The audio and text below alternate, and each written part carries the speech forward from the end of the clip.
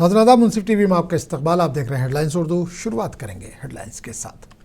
मगरबी बंगाल में दूसरी सप्लीमेंट्री वोटर लिस्ट का इजरा आज या कल मुतवक्किल तकरीबन 36 लाख नामों की तस्दीक के बाद वोटर लिस्ट हो रही है release.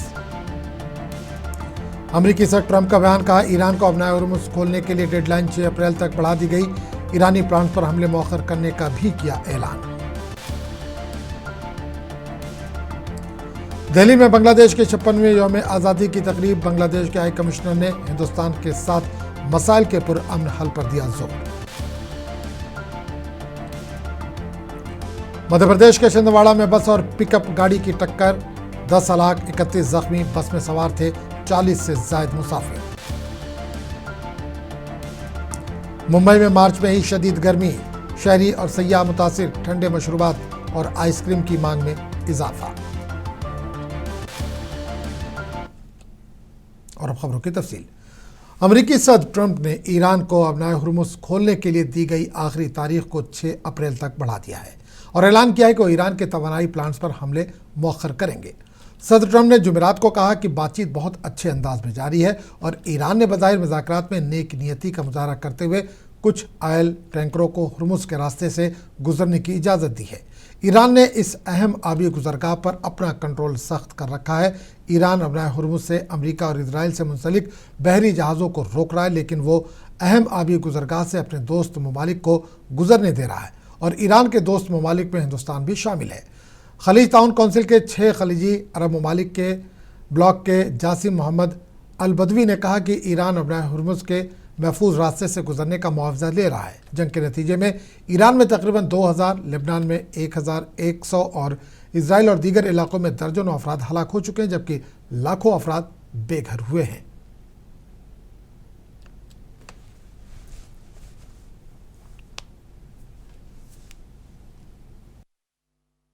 And just so we set the record straight, because I've been watching the Wall Street Journal's fake news and all these stories that get printed like, oh, I want to make a deal. They are begging to make a deal, not me. They're begging to make a deal. And anybody that saw what was happening over there would understand why they want to make a deal. But they say, oh, we're not talking to them. Anybody would know they're talking. And only a total fool. And they're not fools. They're very smart, actually, in a certain way. And they're great negotiators. I say they're lousy fighters, but they're great negotiators. They are begging to work out a deal. I don't know if we'll be able to do that. I don't know if we're willing to do that. They should have done that 4 weeks ago. They should have done it 2 years ago. Or they should have done it when we first came into office, because 2 years ago they had free reign under Biden. Sleepy Joe, worst president in the history of our country. What he allowed to happen to our country at the borders, and even with a thing like this. But not just him. Every president for 47 years, every president should have done this. They should have done it a long time ago, because you cannot give lunatics a nuclear weapon, and they would have had a big one. We have very substantial talks going on with respect to Iran, with the right people. You know, I told you about a present, right? Steve, can I reveal the present? You can do anything you want, sir. They said to show you the fact that we're real and solid and we're there. We're going to let you have 8 boats of oil, 8 boats, 8 big boats of oil. This was 2 days ago. And they'll sail up tomorrow. That was 3 days ago. And I didn't think much about it. And then I watched the news, and they said, a very good anchor, actually. Iran के Bushahr nuclear power plant पर गुज़िश्ता शब एक बार फिर missile हमला किया गया, जो सिर्फ एक हफ्ते में दूसरा वाक़या है। ताम किसी के जख्मी होने या रिएक्टर को नुकसान पहुंचने की इतला नहीं मिली। प्लांट मामूल के मुताबिक काम कर रहा है और ताबकारी की सतह मुस्तहकम है। बैनुल-अक़वामी एटमी तवानाई एजेंसी के डायरेक्टर जनरल ने इस वाक़े पर गहरी तशवीश का इज़हार किया और एटमी ख़तरात से बचने के लिए ज़्यादा से ज़्यादा मोहतात रहने की ज़रूरत पर जोर दिया। इन्होंने खबरदार किया कि एटमी प्लांट के करीब किसी भी हमले से शदीद ताबकारी के नताइज पैदा हो सकते हैं। रूसी हुकूमत ने भी ईरानी प्लांट के करीब किए गए हमले की शदीद मजम्मत की और एटमी ख़तरे के मुमकिना तबाहकुन असरात से खबरदार किया।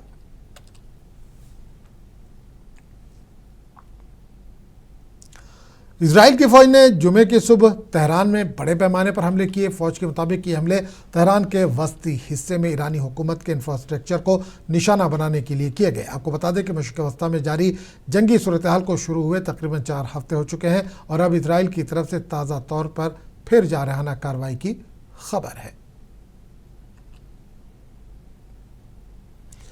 अबूधाबी से खबर है, जुमेरात को यूएई में मिसाइल के टुकड़े से एक हिंदुस्तानी शहरी के बशमुल 2 अफराद हलाक और 3 जख्मी हो गए। ये वाक़या उस वक्त पेश आया जब मुल्क के फ़ज़ाई दिफाई निज़ाम ने ईरान से दागे गए मिसाइल को रोक लिया और इसके टुकड़े सड़क पर गिर गए। हिंदुस्तान के सफारतखाने ने हलाक शहरी के लिए ताज़ियती पैगाम जारी किया है। साथ ही जख्मियों को हर मुमकिन ताउन की यकीन दहानी कराई है। जख्मियों में एक हिंदुस्तानी शहरी भी शामिल है। वाक़े में हलाक होने वाला दूसरा फ़र्द पाकिस्तानी था। यूएई की वज़ारत दिफा के मुताबिक 26 मार्च 2026 को फ़ज़ाई दिफाई निज़ाम ने ईरान से दागे गए 15 बैलिस्टिक मिसाइल और 11 ड्रोन्स को कामयाबी के साथ मार गिराया है।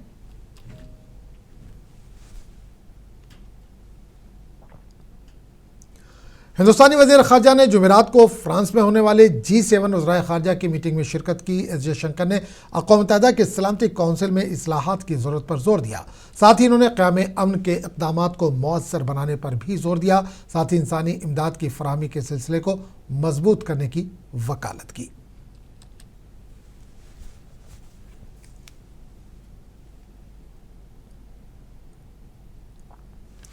मगरबी बंगाल में दूसरी सप्लीमेंट्री वोटर लिस्ट 27 या 28 मार्च तक जारी होने का इम्कान है। इलेक्शन कमीशन के एक सीनियर ओहदेदार ने जुमेरात को ये जानकारी दी। चीफ इलेक्शन अफसर के दफ्तर के मुताबिक पिछली फहरिस्त में मौजूद तकरीबन 36 लाख नामों को निपटाया जा चुका है।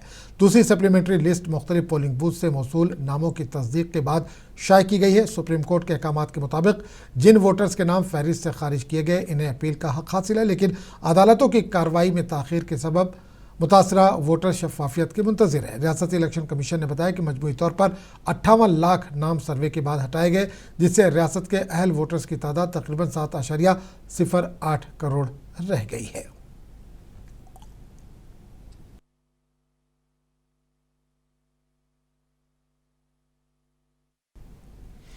बांग्लादेश के हाई कमिश्नर रियाज हमीदुल्लाह ने कहा कि हिंदुस्तान और बांग्लादेश को अपने दरमियान मौजूद मुश्किल और हसास मसाइल को दोस्ताना अंदाज में हल करना चाहिए।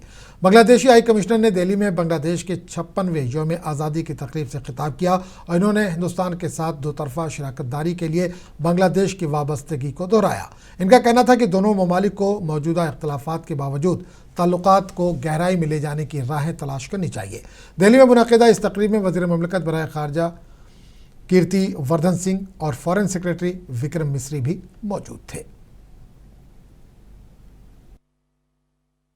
Religious, ethnic, social, if maybe some other divides. And his thing was that, let's try to transcend beyond divides. There will be, divergence, difference of opinion is only fact of life. Everyone has it. Everyone is sovereign to his or her view. But I think his spirit was that in spite of all the divide or distinctions, we still can sit down and talk and table. I don't think that Bangladesh-India relations before and even today or even in the future will not be at all something that he described. And I said that, our relations should be such that where if we have uncomfortable issues, we may call sensitive issues, definitely difficult issues, but it should be such that we cannot run away from the table, and we have to believe that it's in our shared interests, and only together we can actually go sort of secure shared prosperity. Prosperity, if it's not shared, I think that's never to be, then peace and stability would be a far cry. So that's what a year in India, moving around, talking to people, including you all, I've never sort of hesitated. I know I had gone through quite a bit of journey. जमतुल उलमा हिंद के सद मौलाना महमूद मदनी का कहना है कि मुल्क में मुसलमान गैर महफूज हैं। इन्होंने उत्तर प्रदेश के हालात का हवाला दिया। इसी बीच आसाम हुकूमत के बांग्लादेशी मुसलमानों को निकाल बाहर करने के मौक़िफ़ पर भी बात की। उन्होंने कहा कि हिंदुस्तान में मौजूद गैर मुल्की बाशिंदे, चाहे वो बांग्लादेशी हों या किसी और मुल्क के, बग़ैर दुरुस्त दस्तावेज़ात की रिहाइश इख्तियार ना करें और ऐसा करने पर इन्हें मुल्क बदर किया जाना चाहिए। आपको कॉर्नर्ड अनसेफ, ह्यूमिलिएटेड, ये 3 शब्द मेरी समझ में इस वक्त आए हैं। बहुत शिद्दत से महसूस कर रहा है। मैं किसी एक पर्टिकुलर इंसिडेंट की बात नहीं करूंगा, बल्कि सीरीज हैं इंसिडेंट्स की, और उनमें इंसिडेंट होना इतने बड़े मुल्क में जो 140-150 करोड़ की आबादी में कुछ कुछ इंसिडेंट्स का हो जाना शायद बहुत ज़्यादा ऐसा नहीं है कि उसे हम ये कहें कि स्वाभाविक नहीं है, लेकिन हो ये रहा है। एडमिनिस्ट्रेशन, पुलिस और सरकारें, स्टेट की हो या सेंटर की हो, उनका रवैया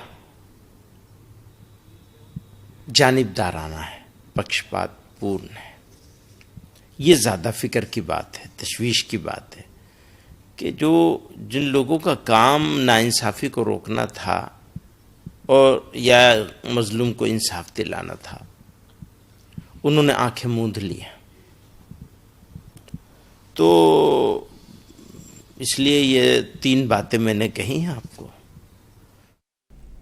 महाराष्ट्र के पुणे से खबर है, रामनवमी उत्सव प्रोग्राम में सुरेश भैयाजी जोशी शरीक थे, जो आरएसएस के सीनियर ओहदेदार हैं। इन्हें यहाँ एजाज़ से नवाजा गया। तकरीब में बड़ी तादाद में अक़ीदतमंद और शरीक हुए। इन्होंने कहा कि मजहबी तब्दीली के पीछे मकसद ये है कि ज़्यादा तादाद रखने वाले दुनिया में ताकतवर समझे जाए, लेकिन भारत सभी को मुत्तहिद करना चाहता है और दुनिया को मुत्तहिद करने की जिम्मेदारी बिलखुसूस हिंदू कौम के कंधों पर है।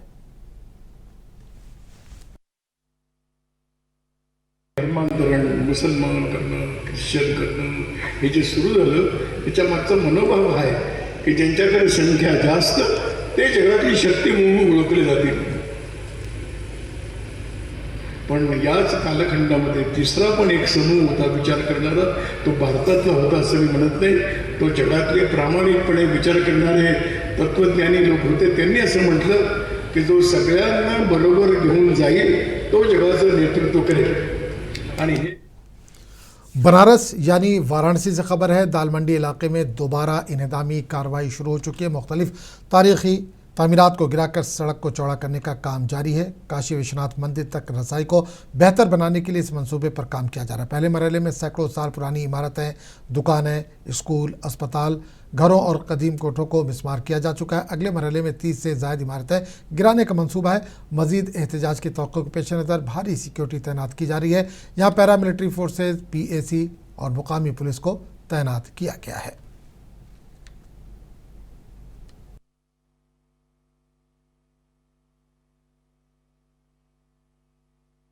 त्योहारों के बाद पुनः एक बार दाल मंडी में चौड़ीकरण का कार्य प्रारंभ किया जाएगा। इधर काफ़ी संख्या में रजिस्ट्री भी की गई है, जैसा कि संबंधित विभागों के द्वारा बताया गया है। और जो पहले फेज में होगा, लगभग 25 से 30 भवन चिन्हित किए गए हैं। लगातार मुनादी कराई जा रही है। सुरक्षा के दृष्टिगत पर्याप्त फोर्स लगाई जाएगी। PAC, पैरामिलिट्री फोर्स, साथ में कई थानों की सिविल फोर्स रहेगी। बैरिकेडिंग की जाएगी ताकि लोगों के मूवमेंट को कंट्रोल किया जा सके। ड्रोन से लगातार निगरानी की जा रही है जो दाल मंडी व आसपास का क्षेत्र है। सुरक्षा के सभी उपाय किए गए हैं और जो ध्वस्तीकरण कार्य है यह तेजी के साथ संपन्न कराया जाएगा, क्योंकि काफ़ी भवन भी रजिस्ट्री कराई जा चुकी है और लगातार ये ध्वस्तीकरण का कार्य चलता रहेगा। तो कितने तारीख से शुरू होगा ध्वस्तीकरण की कार्रवाई? ये जैसा कि अभी संबंधित विभाग से वार्ता की गई है, तो परसों से उम्मीद है कि ध्वस्तीकरण का कार्य प्रारंभ किया जाएगा। तेलंगाना में कांग्रेस के सीनियर लीडर V. हनुमंतराव ने कहा कि मगरबी बंगाल की वज़ीर आला ममता बनर्जी का फैसला दुरुस्त है। इनका कहना था कि हिंदुस्तान एक सेकुलर मुल्क है और वज़ीर आला हर मजहब के मफादात का तहफ़्फ़ुज़ कर रही हैं। Mamta ji is the right decision because in this country when after independence they fought for the independence, Mahatma Gandhi, Pandit Jawaharlal Nehru, Sardar Vallabhbhai Patel, Maulana. This country is a secular country because in this country only one religion are not there. Hindu is there, Muslim is there, Sikh is there, Christian is there. So that's why she is rightly saying that, and his commitment also for secular. That's why she is as a secular country, she safeguards the interest of every religion. That is our interest. But some people, even RSS, BJP, only thinking in this country only Hindu Desh. For that purpose, Rahul Gandhi also Bharat Jodo Yatra, Kanyakumari to Kashmir, marathon walk, 4,500 kilometers walk. But he was identified. In this country, everybody is there. Hindu, Muslim, Sikh, Isai. So that's why his idea, Bharat Jodo, Bharat Todo, nahi, Bharat Jodo Yatra he has taken.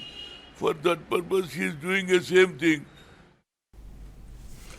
Uttar Pradesh के अयोध्या में रामनवमी के लिए हजारों अकीदतमंद मुल्क के मुख्तलिफ मकामात से जमा हैं और राम जन्मभूमि मंदिर में दर्शन कर रहे हैं। ये त्यौहार राम जी की पैदाइश की याद में मनाया जाता है और पाकिज़गी और इंसाफ की अलामत समझे जाने वाले राम की तालीमात, अक़दार और उसूलों की याद दिलाता है। आज दोपहर 12 बजे तवील इंतज़ार के बाद सूर्य तिलक का एहतमाम भी किया जा रहा है, जिसमें राम जी की मूरत पर सूरज की रोशनी पड़ने का मुजाहरा पूरा मुल्क करेगा।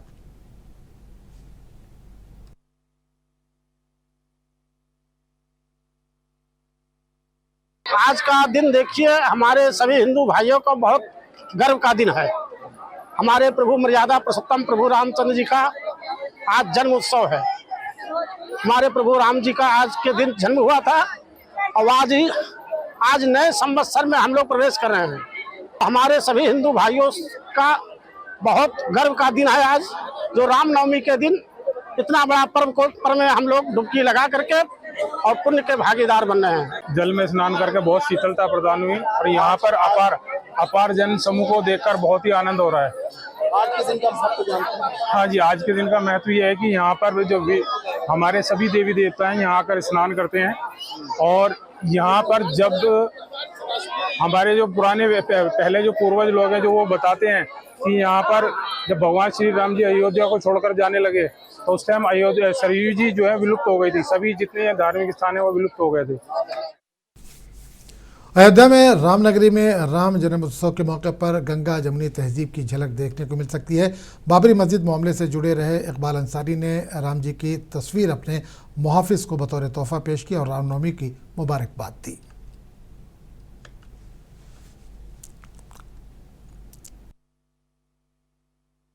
देखिए, सवाल हमारे यहाँ अयोध्या का है। अयोध्या की धरती ये पूज्य मानी गई है। सारे देवी देवता यहाँ विराजमान हैं और स्वयं जो है सूर्य तिलक जो है भगवान राम का दर्शन होने जा रहा है। ये इससे अच्छी बात कोई हो ही नहीं सकती। सारे श्रद्धालुओं की निगाहें लगी हुई हैं कि स्वयं भगवान के जो है सूर्य भगवान राम के ऊपर सूर्य तिलक करने के लिए जो है 12 बजे जो है 12:04 पे ये होगा। सभी की आंखें लगी हुई हैं। ये श्रद्धा है लोगों की, हमारी भी श्रद्धा है। हम भी चाहते हैं कि आज ऐसे ही दिन जो है महत्वपूर्ण रोज होना चाहिए।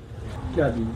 भगवान राम की तस्वीर जो है हमने खुद जो है स्वयं दिया हूँ, हमारे यहाँ सुरक्षा कर्मियों को हमने दिया हूँ। लाभ कैसे देते हैं? देखिए, ये अयोध्या नगरी है, ये देवी देवताओं की नगरी है। यहाँ श्रद्धा के साथ जो है हजारों लाखों जो है हमेशा आया करते हैं। आज भी लोग, बहुत से लोग आए हुए हैं, दर्शन कर रहे हैं, पूजा कर रहे हैं। बहुत जो है ये रामनवमी का जो है त्यौहार बहुत महत्वपूर्ण है और रामनवमी के दिन और आज के दिन जो है भगवान स्वयं जो है भगवान सूर्य भगवान के जो है वो तिलक करने जा रहे हैं भगवान राम के। मध्य प्रदेश के छिंदवाड़ा में बस और पिकअप गाड़ी की टक्कर के नतीजे में 10 अफराद हलाक और 31 जख्मी हो गए। जुमेरात की रात छिंदवाड़ा में एक बस और एक पिकअप गाड़ी के दरमियान शदीद टक्कर के नतीजे में 10 अफराद की जान चली गई, जबकि 31 जख्मी हुए। जख्मियों में 3 या 4 की हालत अभी भी नाजुक बताई जा रही है। हादसे का शिकार बस वज़ीराला के अवामी प्रोग्राम से वापस आ रही थी। पुलिस सुपरिटेंडेंट अजय पांडे के मुताबिक यह हादसा जिला सदर मुकाम से तकरीबन 25 किलोमीटर दूर समरिया के करीब नागपुर रोड पर पेश आया। हलाक शुदगान में 6 मर्द, 3 ख्वातीन और 1 बच्चा शामिल है। छिंदवाड़ा के कलेक्टर हरेंद्र नारायण ने बताया कि जख्मियों को जिला अस्पताल और करीबी तिब्बी मराकज़ में मुंतकिल किया गया, जबकि नाजुक हालत में एक जख्मी को बेहतर इलाज के लिए पड़ोसी रियासत महाराष्ट्र के नागपुर अस्पताल मुंतकिल किया गया है। पुलिस के मुताबिक हादसे के वक्त बस में 40 से ज़्यादा मुसाफिर सवार थे।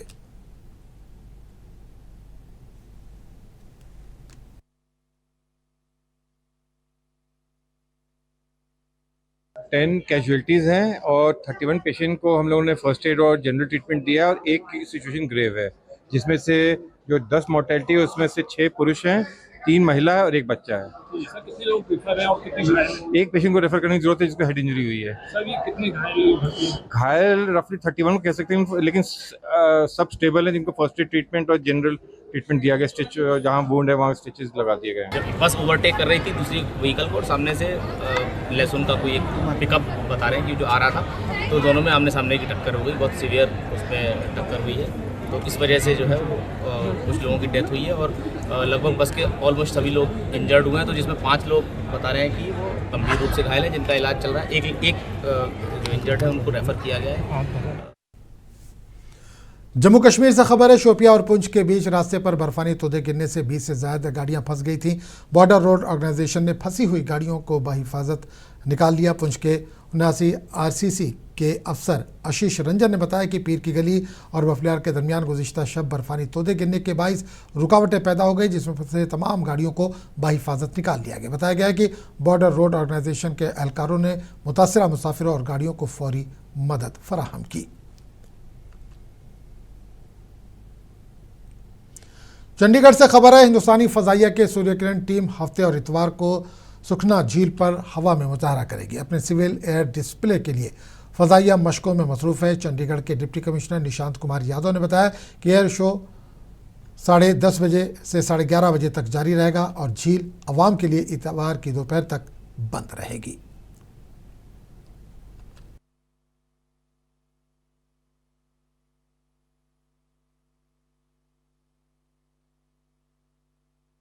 तो 27 एंड 28 को ये इवेंट होगा 10:30 to 11:30 एंड वो सब लोग जिन्होंने चंडीगढ़ टूरिज्म ऐप के ज़रिए अपनी टिकट्स परचेज़ की हैं, they will be allowed to attend. 10,000 की गैदरिंग हम हर रोज़ एक्सपेक्ट कर रहे हैं। दोनों दिन हमारी टिकट्स ऑलमोस्ट सोल्ड आउट हैं और पूरे शहर में 7 पिकअप पॉइंट्स बने हैं जहां से लोग बसेस में बैठ के, CTU की बसेस में बैठ कर के आएंगे। इंडिविजुअल व्हीकल से लोगों को आना we will not be allowing. तो और पूरे के पूरी जो लेक है उसको 7 अलग अलग जोन्स में हमने डिस्ट्रीब्यूट किया है और हमारा मानना है कि it will be a good experience for people. तो स्कैट की जो पूरी एक्सरसाइज है जिसमें सारे प्लेन जो इंक्लूड होते हैं दे विल बी, वो देखने को मिलेंगे और साथ में एक बड़ा लाइवली माहौल जिसमें 10-12 हज़ार लोग वहाँ पे हों, पेट्रियोटिक सॉन्ग्स हों and the lake of course is a iconic place for Chandigarh. So I think overall it will be a great experience for people. Mumbai में मार्च के महीने में ही गर्मी की शदीद लहर ने शहरियों और सयाहों को परेशान कर दिया है। शहर और उसके मज़ाफ़ाती इलाकों में गुज़िश्ता चंद हफ्तों से सख्त धूप का सिलसिला जारी है। महकमा मौसमियात ने इस हवाले से पेशगी वार्निंग दी थी।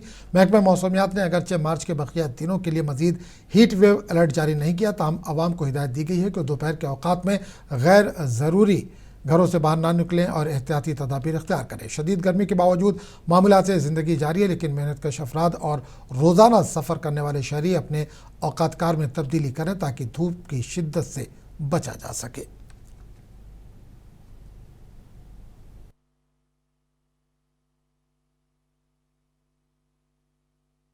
हीट वेव की बात अगर करें तो इस मार्च में हमने ऑलमोस्ट 3 या 4 टाइम्स, 3 या 4 बार तो ऑलरेडी हीट वेव वार्निंग दिया है उत्तर कोंकण के लिए। एक बार तो हमने फर्स्ट वीक ऑफ मार्च में, वो थोड़ा सा एक्चुअली जल्दी है if you speak climatologically, first week of March में भी हमने हीट वेव दिया था एंड दिस टाइम हमको 10th एंड 11th मार्च को सिवियर हीट वेव भी मुंबई और थाना एंड पालघर एक्सपीरियंस्ड और उसके बाद हमने एक मार्जिनल हीट वेव 14th को भी एक्सपीरियंस किया। ऐसे कह सकते हैं कि हर वीक ऑफ मार्च में अभी तक हमने एक हीट वेव को एक्सपीरियंस किया है। अमेरिका में सालाना national book critics circle award में आलमी शोहरत याफ्ता मुसन्निफीन ने नुमाया कामयाबी हासिल की है। होंग क्यांग और अरुंधति राय के साथ साथ कई अदीबों को मुख्तलिफ ज़ुमरों में एजाज़ात से नवाजा गया। नोबेल इनाम याफ्ता हांगकॉन्ग के novel we do not part को फिक्शन के शोबे में सराहा गया। इनकी किताब में शामिल कहानियाँ जनूबी कोरिया के एक जजीरे में सन 1948-49 की बगावत और उसके इंसानी अलमियों को बयान करती है। ज्यूरी के मुताबिक ये नावल गहरी उदासी और मुनफरिद असलूब के बाइस कारी पर देर पा असर छोड़ती है।